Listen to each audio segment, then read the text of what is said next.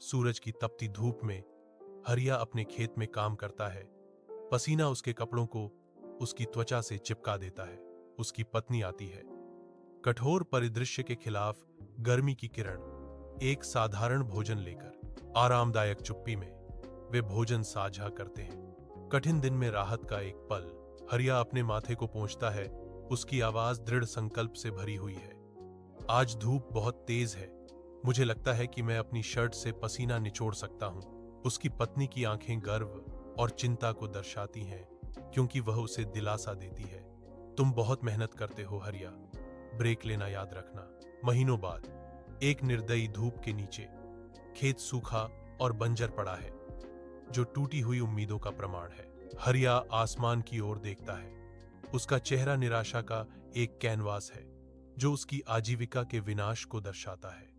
उसके भूखे बच्चों की चीखें और उसकी पत्नी की बीमारी हवा में भर जाती है। एक उजाड़ परिदृश्य में पीड़ा का एक सिम्फनी। साहूकार का अचानक आगमन नाजुक शांति को भंग कर देता है। उसकी उपस्थिति बिना चुकाए गए हणों और चुराए गए भविष्य की एक कठोर याद दिलाती है। विशाल तारों से जड़े आकाश के नीचे हरी हरे भरे खेत में अकेला बैठा है। रात के खिलाफ एक अकेला व्यक्ति। आंसू जमा होने लगते हैं, स्वर्ग की हल्की रोशनी को प्रतिबिंबित करते हैं। प्रत्येक बूंद उनके मौन दुहक का प्रमाण है। उसकी आवाज फटी हुई है, क्योंकि वह अपनी व्यथित विनती ऊपर की ओर, उदासीन विस्तार की ओर निर्देशित करता है। हे भगवान, मैंने किसी का कोई बुरा नहीं किया, तो फिर मेरा जीवन इतना कठिन क्यों है? रात शांत रहती है।